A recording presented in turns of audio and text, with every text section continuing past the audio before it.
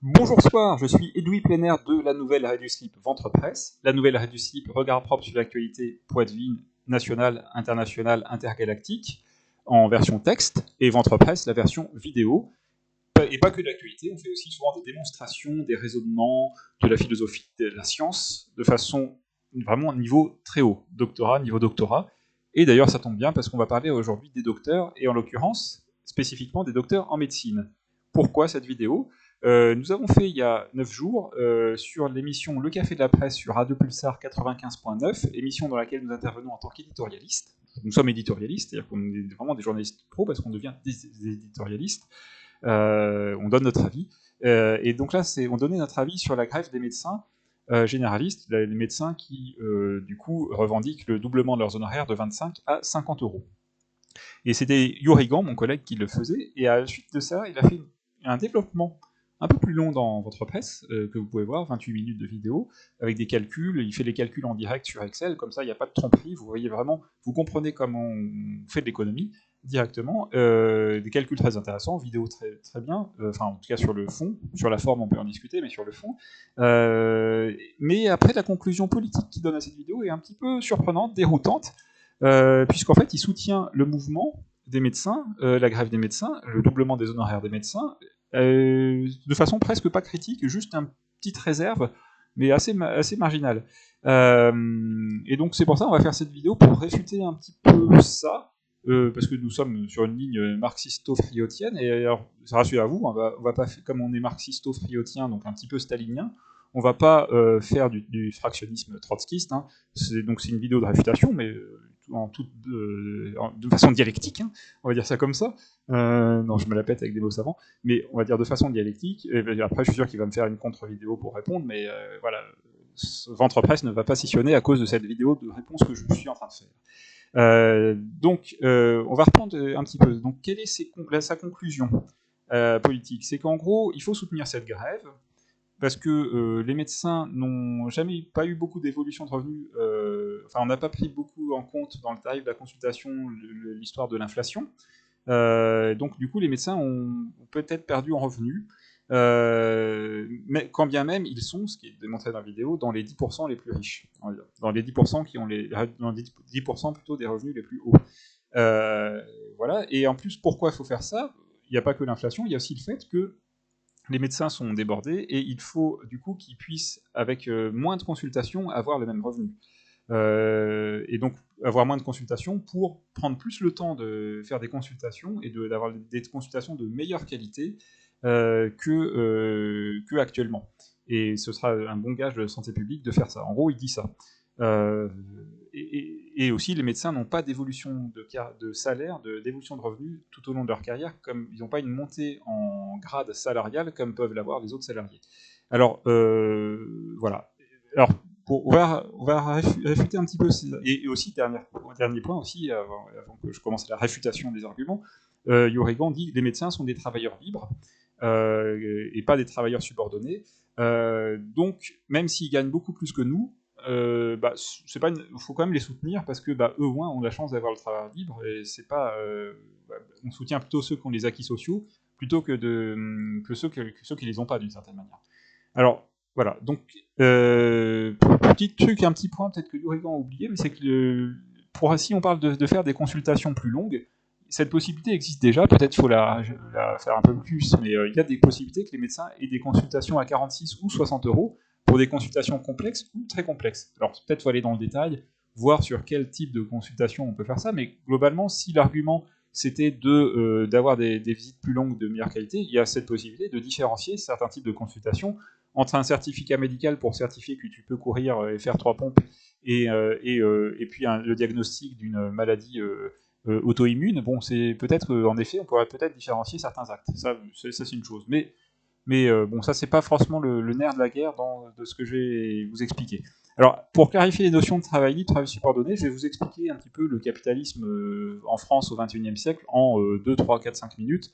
Ça vous évitera de lire les 1000 pages de Thomas Piketty ou voilà, par exemple, ou d'autres penseurs contemporains, de vous emmerder à lire Friot ou Lordon, ou tout ça. Non, mais bon, c'est un peu gratuit. Alors, le capitalisme, non, ça, c'est pas le capitalisme. Le capitalisme, c'est ça. Donc, en gros, je simplifie, hein, j'ai enlevé certains flux financiers. J'ai pas fait parler du côté de la banque, les investissements. Là, on parle vraiment du revenu, le PIB, etc. J'ai pas mis aussi tout ce qui était impôts, etc. Enfin, ou très peu. Donc, nous, les clients ou les usagers, qui sommes aussi des producteurs de valeur, on produit de la valeur économique en travaillant, donc on paye, disons, on fait des achats à des entreprises capitalistes, Das Kapital, où on paye des services à la fonction publique, par exemple notre facture d'eau, ou on paye des impôts. À la suite de ça, ces entités économiques, capitalistes ou non, fonction publique, versent des salaires. Ils versent des salaires, par exemple, à nous, clients, usagers, producteurs. Mais ils peuvent aussi verser des cotisations sociales à la Sécu, laquelle Sécu nous donne des allocations ou des remboursements de soins notamment. Mais aussi le capital, du coup, se verse du profit. Enfin, il génère du profit qu'il accumule. Voilà. Et la cotisation, la Sécu, pardon, la Sécu aussi peut verser du profit. Alors, c'est pas forcément en lien de la vidéo, mais ça faisait plaisir de le mettre. C'est que, par exemple, la Sécu verse des allocations logement, des APL, qui vous aident à payer votre loyer. Mais en fait, quand vous payez votre loyer, vous payez du profit à un propriétaire bailleur qui, en fait, va bénéficier de ce profit, ce loyer, sans travailler, en fait. Enfin, disons, ce sera du revenu qui générera sans travail. Donc la Sécu paye aussi un peu de profit, voilà, parce que même si c'est pas un logement locatif, si c'est pas du capital entrepreneurial, on va dire, si c'est pas un moyen de production, ça reste quand même, disons, du revenu fait indépendamment du travail, donc du capital foncier, on va dire quoi. Voilà. Donc ça c'est le capitalisme. Maintenant le communisme version Friot et que Yurigan normalement défend. Mon collègue et moi-même aussi par ailleurs. Donc on a soit la fonction publique, soit les soviets. Alors je dis soviets, ça fait peur, le couteau entre les dents, etc. Mais soviets, on va dire, pour dire ça simplement, c'est une entreprise privée, mais détenue par les travailleurs et travailleuses eux-mêmes. C'est-à-dire qui est détenue, enfin je veux dire dans le sens où les travailleurs travailleuses détiennent le pouvoir sur ce qu'ils font de leur outil de travail et en ont une propriété d'usage. Sur laquelle ils ne tirent aucun profit personnel, si ce n'est qu'ils sont rémunérés pour leur travail. Ou du moins qui perçoivent un salaire. Et le travail indépendant, tout simplement, les travailleurs, je sais pas, un guide de randonnée, c'est pas un capitaliste, même si vous fait payer une randonnée. Quand vous payez une randonnée à un guide de randonnée, c'est si vous payez son travail. Donc ces entités économiques versent des cotisations à la Sécu, et la Sécu verse du salaire ou donne de la gratuité aux usagers, aux clients, producteurs, c'est-à-dire nous. Et la Sécu subventionne les investissements des entités économiques, en gros. C'est la version Friot du communisme. Donc c'est l'idéal, quoi.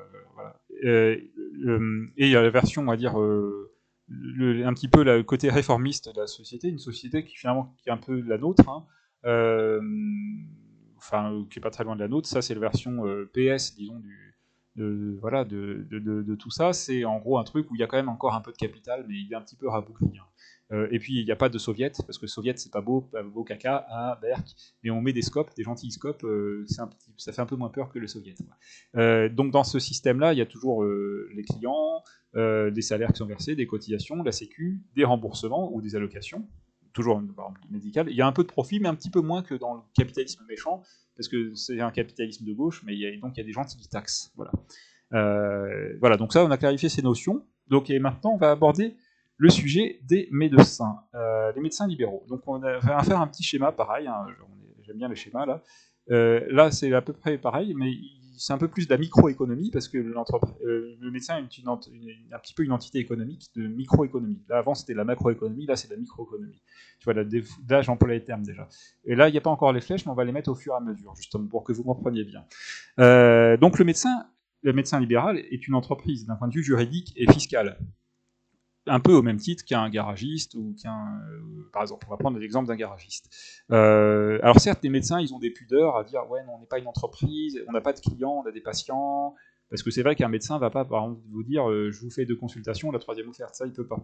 Donc il y a quand même quelques règles qui s'appliquent, mais c'est une profession réglementée. Mais d'un point de vue, le médecin va, du coup, quand même, c'est une entreprise dans le sens où il va percevoir des revenus proportionnellement proportionnellement au nombre de prestations de soins qu'il va pouvoir vendre, en fait, d'une certaine manière.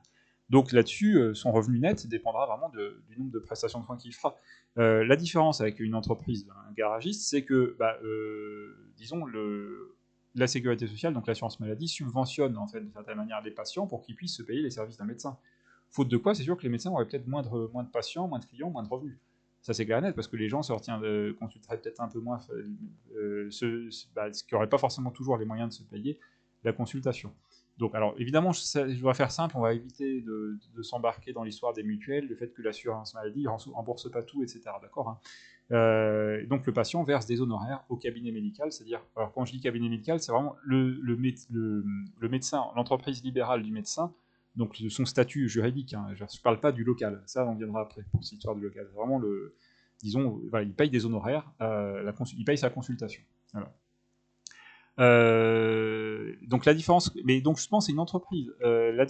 Mais par contre, du coup, en tant qu'entreprise, les médecins sont pas, ils sont peut-être pas tant à plaindre que ça que d'autres. Alors certes, c'est pas un prétexte pour pas forcément soutenir le fait qu'ils fassent grève, mais je dirais que s'il y a une différence entre un médecin et l'autre, c'est que le médecin, du coup, sa clientèle est subventionnée, ce qui n'est pas forcément le cas de toutes les entreprises, même loin de là. Et aussi, il a des tarifs réglementés garantis, c'est-à-dire qu'il aura toujours 25 € sur la consultation qui dure 5 minutes ou une demi-heure, normalement, vous voyez. Alors que, disons, il n'est pas soumis à des contraintes de négociation commerciale comme peuvent l'être une autre entreprise. La loi du marché, etc. Il est hors de la loi du marché, ça c'est sûr. Mais du coup, comme il est hors de la loi du marché, il est avantagé par rapport à d'autres entreprises, parce que par exemple, un garagiste, si un garagiste il va faire une connerie, par exemple, s'il doit réparer sa connerie, il le fera gratuitement. Enfin, il vous fera pas payer. Avec le médecin, s'il a fait un mauvais diagnostic, vous repayez une deuxième consultation. Donc déjà, ça c'est un avantage qu'ils ont par rapport à d'autres travailleurs indépendants. Ensuite, le médecin a des prix réglementés, même si c'était le cas par exemple des boulangers qui avaient la baguette à prix réglementé, donc ils ont toujours garanti que le prix sera bien fixe, quoi, disons. Ils sont garantis que la consultation sera payée 25 €. Et puis du coup, même si Ourigan montre que le médecin, à 25 €, il fait 4 consultations, il est donc payé un tarif horaire qui est entre 80 et 100 €, ce qui n'est pas du tout le cas de nombreuses entreprises. Je sais pas, le garagiste, ou c'est plutôt dans les 50-60 € le tarif d'un garagiste. Vous voyez, donc voilà. Et en plus de ça, un garagiste aussi a plus de frais de fonctionnement, parce qu'ils ont beaucoup plus de matériel qu'un médecin, où finalement les frais de fonctionnement sont quand même relativement réduits, puisque ça se limite à du matériel. Enfin, il n'y a pas beaucoup besoin d'investir beaucoup de matériel, beaucoup d'infrastructures pour ouvrir un cabinet de médecin, en tout cas de médecin généraliste, bien sûr. Donc, voyez, donc voilà, voilà, ça c'était bien de parler de ça. Donc après, on va voir justement. Donc,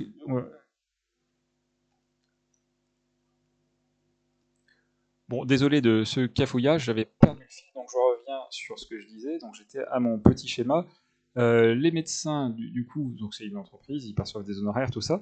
Contrairement, c'est vrai que c'est de la petite entreprise, évidemment. Contrairement, si je prends par rapport à un garagiste, le garagiste, il peut peut-être à un moment se développer, c'est-à-dire qu'à un moment, il recrute, il finit par ouvrir un deuxième garage, etc. Le médecin, en général, se limite à, disons, il a une clientèle qui est un peu fixe, c'est-à-dire qu'il y a peut-être un temps de mise en place, mais un cabinet médical n'a pas forcément vocation à se développer. Ou après, c'est un autre médecin qui s'installe ailleurs, qui fait un autre cabinet médical. C'est-à-dire que disons, la clientèle, c'est disons, pas grâce à la Sécu qui rembourse, en gros. Le médecin s'installe dans un quartier, il sait qu'il va avoir à peu près tous les gens du quartier qui vont venir le voir éventuellement. Mais après, une fois passé ce temps d'installation, en fait, le médecin, et c'est là que Yurigan il déplore ça, le médecin qui s'installe à 30 ans à un endroit et qui fait toute sa carrière dans le même cabinet qu'il a créé, après il se trouve à 60 ans en fait à gagner finalement théoriquement le même revenu, d'après Yurigan, à gagner le même revenu en fin de carrière. Et donc Yurigan le déplore parce que le médecin n'a pas une progression salariale comme dans d'autres métiers. Alors, est-ce que c'est un problème? Pas forcément. Est-ce que c'est philosophiquement ça pose un problème que un médecin ou même n'importe quelle profession, tu gagnes la même chose à 25 ans qu'à 60 ans? C'est vrai que dans l'imaginaire syndical, on se dit oui, il faut progresser durant sa carrière, mais bon, je veux dire, si tu gagnes bien ta vie dès le départ, et est-ce que tu as besoin, enfin voilà, est-ce que c'est nécessaire? Est-ce que philosophiquement c'est à tout prix nécessaire de gagner sa vie, d'augmenter son revenu tout au long de sa vie. Je sais pas, ça peut se discuter, et même il y a un communiste qui l'a discuté, donc qui s'appelle Florian Gulli, une autre critique du capitalisme. Enfin, il discute pas de ça directement dans cet article, mais je vous recommande cet article, c'est un vieil article, 2013, mais c'est juste que cet article ne parle pas du revenu, clairement, mais c'est plus que disons, lui dit que le capitalisme, il y a une critique marxiste du capitalisme, mais après, cette critique du capitalisme peut être aussi complémentée par d'autres critiques qui sont plus du XXe ou XXIe siècle, pour dire que le capitalisme n'est pas que un fait économique, mais c'est aussi un fait culturel. Et du coup, est-ce que le fait de dire que est-ce que le fait d'augmentation perpétuelle des salaires, je veux dire, tout au long de la vie, est-ce que ça alimenterait pas justement ce côté, cet imaginaire, on va dire, capitaliste? Non. Je lance ça comme ça, c'est peut-être un peu une digression qui n'est pas forcément extrêmement pertinente tout le temps, mais voilà, donc je pense que c'est pas forcément... Les médecins sont des entreprises, donc c'est pareil, d'autres entreprises, tu améliores ton revenu en fait, en augmentant ton nombre de prestations, en te développant. Alors c'est vrai que les médecins peuvent pas.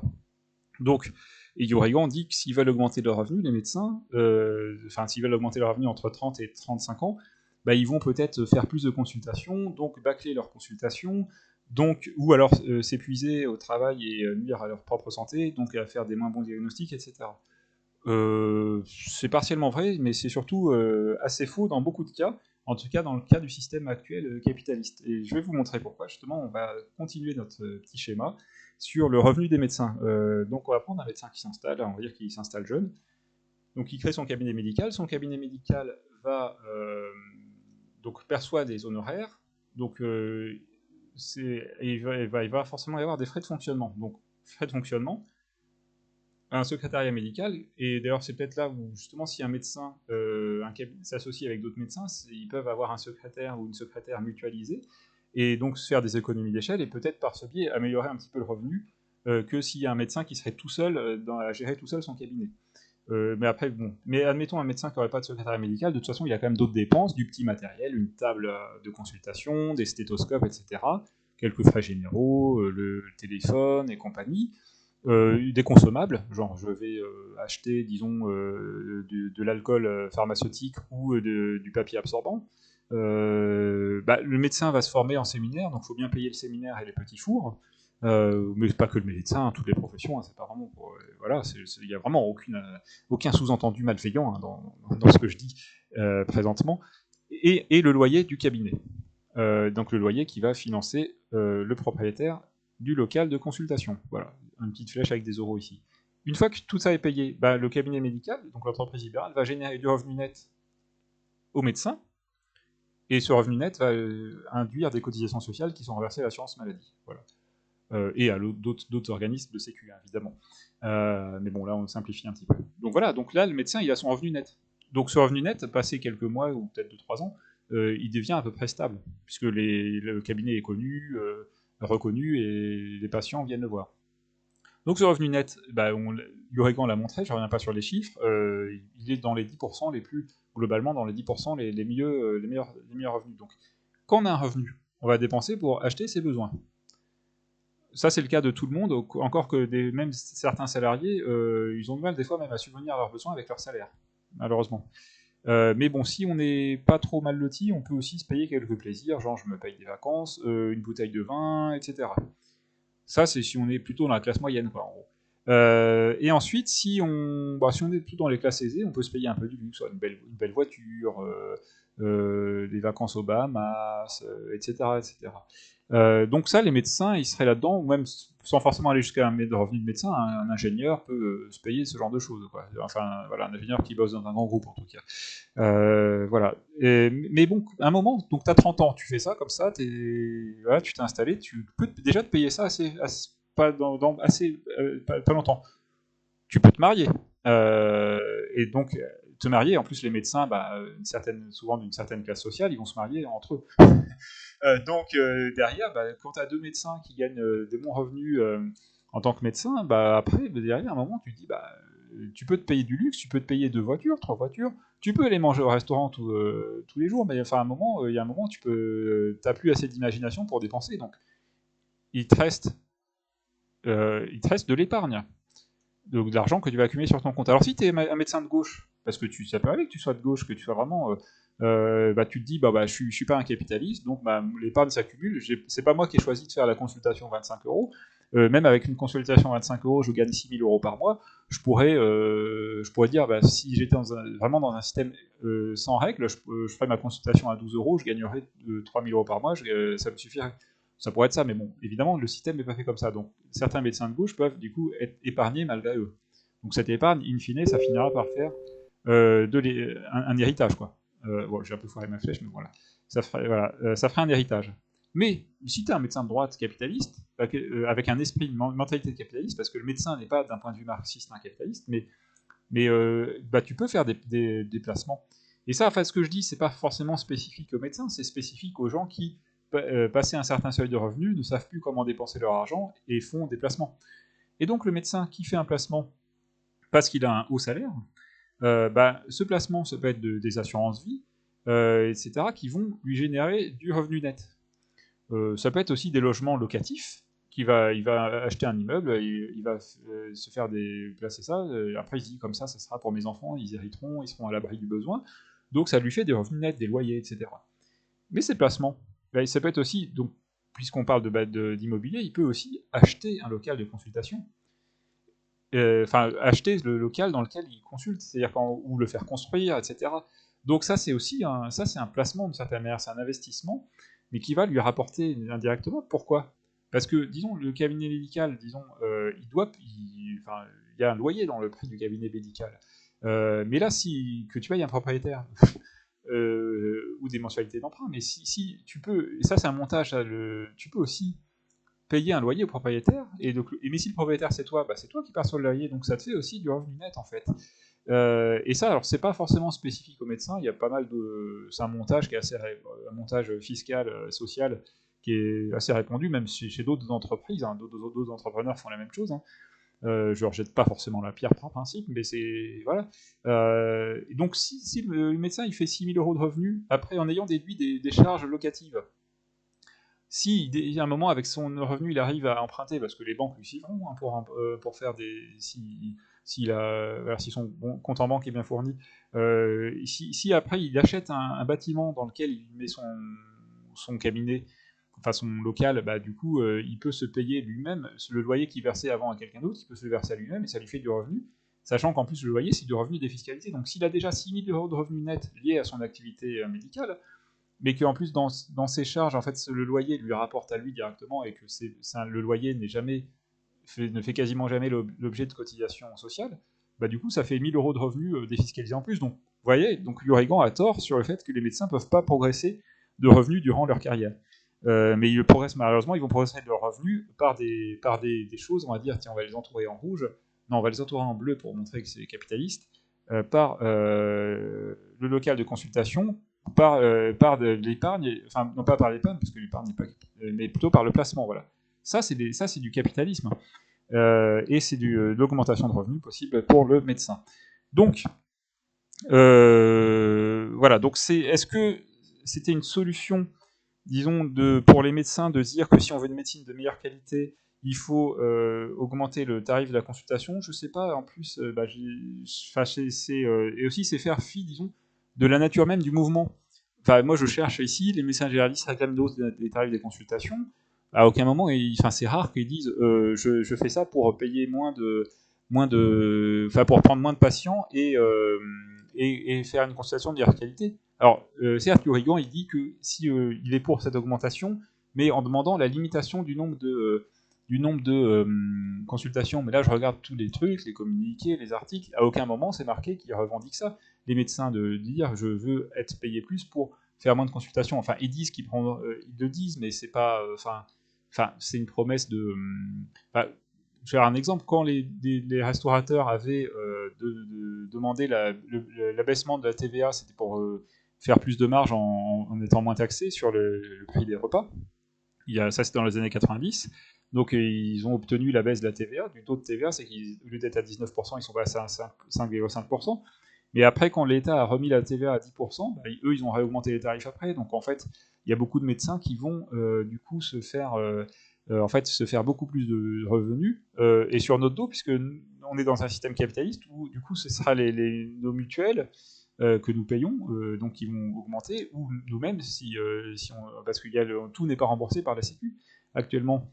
Donc, qui c'est qui va trinquer, Urigante, est-ce que tu arrives à dormir après avoir fait une proposition pareille? Enfin, une proposition incomplète, parce que ça se base sur quelque chose qui n'existe pas. Le mouvement des médecins ne revendique pas une limitation stricte du nombre de consultations. Donc, c'est pas... Voilà, c'est pas... je dirais que ou alors à moins que tu aies une stratégie, on va dire, pour infiltrer le mouvement euh, et le subvertir vers des revendications comme celle-là, ce sera pas ça qui va se passer. Les médecins vont s'en mettre. Bon, en fait, ils vont pas réussir leur grève, mais s'ils réussissaient leur grève, ils s'en mettraient plein les poches, et puis voilà quoi. Et puis ce serait une promesse non tenue finalement. Donc, alors moi, qu'est-ce que je pourrais proposer comme solution qui serait, on va dire, entre guillemets, friotienne, anticapitaliste et tout et tout, et qui soit dans l'idée d'un travail libre, tout en respectant aussi un petit peu déjà là, notamment la liberté d'installation des médecins et tout ça. En fait, c'est pas, je dirais, là, vous voyez mon schéma, il y a peut-être juste une flèche à changer. Alors ça va pas être la révolution, hein. Parce que évidemment, moi, l'idéal ce serait qu'on soit tous dans ce système, pas celui-là, mais dans ce système-là. Ma souris veut pas, ma souris est de droite. Voilà, maintenant ma souris est de gauche. Fonction publique, voilà, ça ce serait l'idéal. Mais bon, ça, est-ce qu'on arrivera à le voir de notre vivant? J'ai 36 ans, je suis pas sûr. Donc si on prend juste, peut-être on peut essayer de le faire simplement pour les médecins. Donc les médecins, si on veut, alors pour répondre à peut-être la revendication de que le revenu suive l'inflation, que éventuellement il y ait une progression salariale, qu'un médecin qui du coup fait preuve de sa compétence, de son expertise, son savoir-faire, puisse avec le temps progresser en revenu, comme d'autres salariés, monter en grade et progresser en revenu. Et si on veut aussi que les médecins prennent leur temps pour les consultations, alors évidemment il faut plus de médecins, ça Yorigan le dit, mais que le revenu ne dépende pas forcément du nombre de consultations et qu'il ne soit pas dans un travail à la chaîne en termes de consultation et qu'ils puissent prendre le temps et faire bien leur travail, peut-être qu'il faudrait que les médecins soient salariés. Alors les médecins n'apprécient pas trop ça parce qu'ils ne veulent pas non plus forcément être réduits à l'état de fonctionnaire, ce que je peux comprendre, hein, ne l'étant pas moi-même. Mais on peut quand même, avec le système un peu frio, dire on salarie les médecins simplement. On va changer une flèche, je vais mettre l'assurance maladie. Non, ça c'est pas une flèche, excusez-moi. Damned.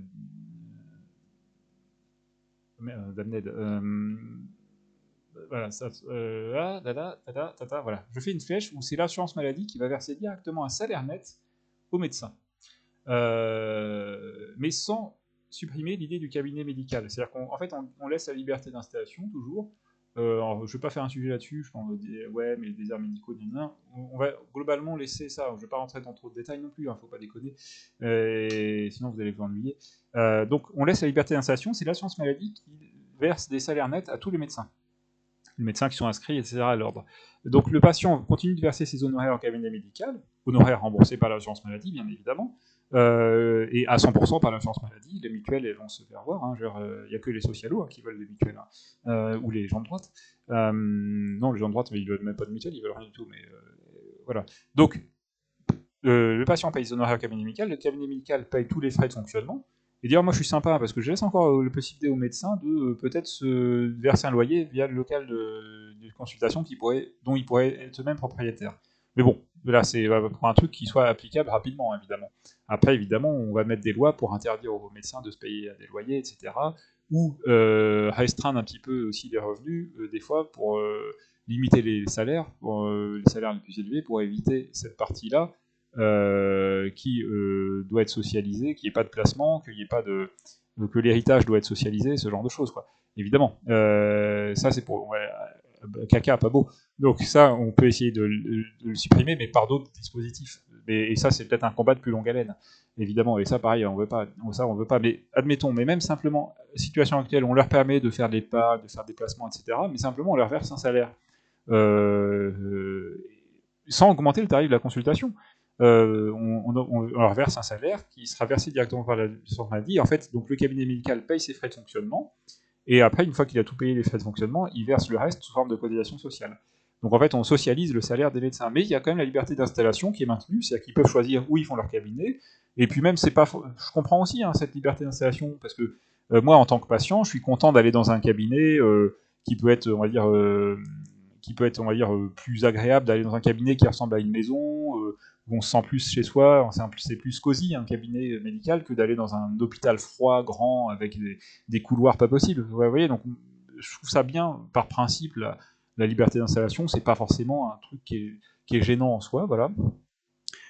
Pour peu voilà, que ça ce soit pas, disons, ce soit pas la jungle, on va dire. Donc, et ensuite, voilà, ça permet comme ça. Et aussi, ça consacre un autre truc je vais terminer sur ça, qui sera philosophiquement plus proche des idées de Friot qu'une simple augmentation des honoraires. C'est-à-dire que si c'est le cas, le médecin est salarié. Donc en fait, ce que dit Friot et ce qui est un petit peu l'essence de même, disons, du statut de la fonction publique de la fin des années 40, qui a été mis en place par les communistes, c'est que on est payé pour son grade, on est payé pour ce qu'on est, pour sa qualification, c'est qu'on est payé pour sa personne et pas pour son emploi. Et donc si c'est le cas, en fait le médecin qui est salarié, même s'il est salarié avec ce système-là, il sera payé pour ce qu'il est en tant que médecin. Et ça, c'est d'autant plus fort pour un médecin un médecin est peut-être, contrairement à d'autres professions, il est peut-être, il est reconnu en tant que médecin pour sa personne avant d'être reconnu comme médecin libéral. Parce que, disons, pour donner un exemple, un médecin qui est sorti de son cabinet, qui est dans la rue un dimanche, s'il voit quelqu'un qui tombe dans les pommes, en tant que médecin, c'est son devoir d'aller le soigner. Et pour ça, même dans le système actuel, libéral, capitaliste, le médecin, il va soigner, il va peut-être s'occuper, disons, de la personne qui a eu un malaise, et il ne fera rien payer. Il pourra peut-être éventuellement même lui donner une ordonnance sans forcément lui faire payer, alors qu'il est tombé dans et même et sans que ce soit remboursé par la Sécu et tout ça. Enfin, vous voyez. Donc ça consacrerait aussi ce salariat du médecin, tout en gardant la liberté d'installation, consacrerait le fait que le médecin est reconnu en tant que médecin et que son revenu ne dépende pas du nombre de consultations facturées et qu'on sorte du débat de débat, on va dire, de boutiquier, d'apothicaire, savoir le tarif exact de la consultation pour qu'après ça génère le bon revenu. À la limite, c'est pas au médecin de faire de la compta et de s'emmerder avec ça. En faisant ça, en plus, on les déchargera aussi de tout un tas de tâches administratives, parce que il suffira qu'ils payent toutes leurs dépenses de fonctionnement, tout le reste ils donnent à l'assurance maladie, et en contrepartie, ils ont un salaire qui sera fixe tous les mois, quel que soit le nombre de consultations qu'ils font, donc ça permettra qu'ils fassent des consultations de qualité. Voilà, donc merci de votre attention. Donc abonnez-vous à la nouvelle ère du slip et Ventre Presse, les deux. Il y a des boutons pour s'abonner partout. C'est le combo gagnant pour réussir dans la vie et même pour les médecins. Les médecins, abonnez-vous à tous les deux. Parce que même, bon, j'ai dit du mal à votre grève, mais si vous vous abonnez aux deux, c'est un petit peu un ticket gagnant. Par le Saint-Esprit marxiste et friotiste, peut-être vous allez gagner votre grève. Voilà. Merci à vous. À la prochaine.